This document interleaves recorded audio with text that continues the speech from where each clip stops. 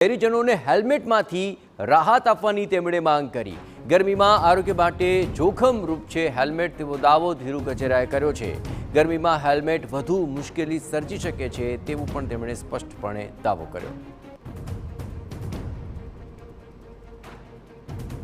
तो काळझाळ गरमी पड़ी रही है ने एवे तबक्के जो हेल्मेट पहेरवामां आवे तो ते स्वास्थ्य माटे मुश्केलीरूप होवानो दावो धीरु गजेरी करी रह्या छे। सरकार द्वारा हेल्मेटनो जे कायदो लाव्यो हतो अने लोकोए पण आ कायदाने आवकार्यो हतो, पण जे रीते छेल्ला केटलाक दिवसथी गुजरातनी अंदर जे गरमीनो पारो सतत वधी रह्यो छे ते दरमियान आज सूरतनी अंदर पूर्व धारासभ्य धीरुभाई गजेराए मुख्यमंत्रीने जे पत्र लख्यो छे के गरमीना पारानी अंदर लोकोने राहत मळे ते माटे हेल्मेटनो कायदो छे स्थगित करवो जोईए। तो आपणी साथे जे धीरुभाई गजेरा छे तेमनी साथे वात करीशुं।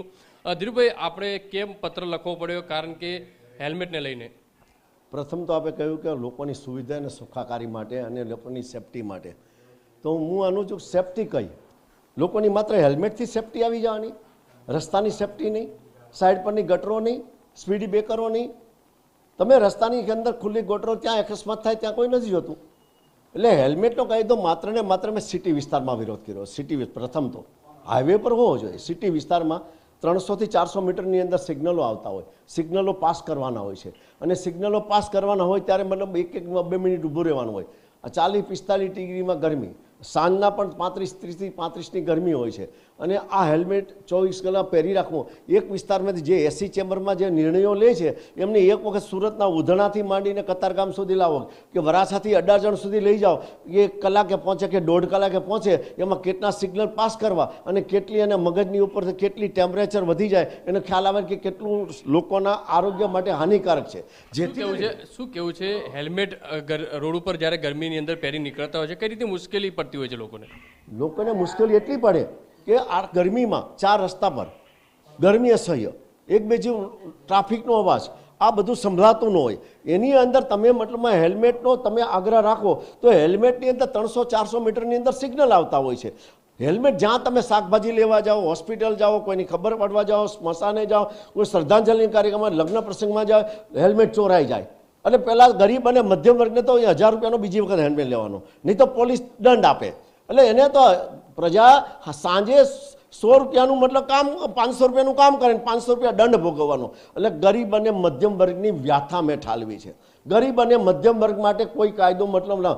એસી ચેમ્બરમાં બેસનારાઓને એક વખત ટ્રાય આપો કે ચાલો મારી સાથે આવે, એક વખત જે કાયદાનો આગ્રહી હોય ને કે હેલ્મેટનો કાયદો હોવો જોઈએ એમને મારી સાથે હું હેલ્મેટ પહેરીને ચાલુ કરા, વરાછાથી કતારગામ, અડાજણથી બપોરના 12 થી 4 માં લઈ જાઓ એટલે ખ્યાલ આવે હેલ્મેટનો કાયદો જરૂરી છે કે નથી।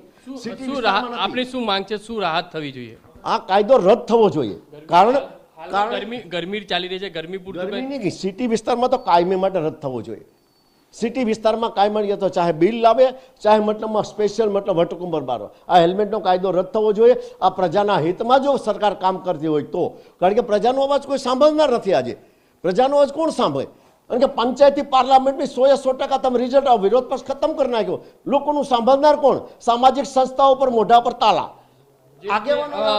ધીરુભાઈ હતા, ધીરુભાઈ કહી રહ્યા છે તે પ્રમાણે કે ગરમીનો જે પારો છે સતત વધી રહ્યો છે ને તે દરમિયાન લોકોએ બપોરના સમયે હેલ્મેટ પહેરીને નીકળવું સ્વાસ્થ્ય માટે ચિંતાજનક છે। એટલે હેલ્મેટનો જે કાયદો છે તે સ્થગિત કરવા માટેની જે માંગ છે તે કરવામાં આવી રહી છે। કેમેરામેન સંજય ચંડલ સાથે બલદુ સુથાર, TV9 સુરત।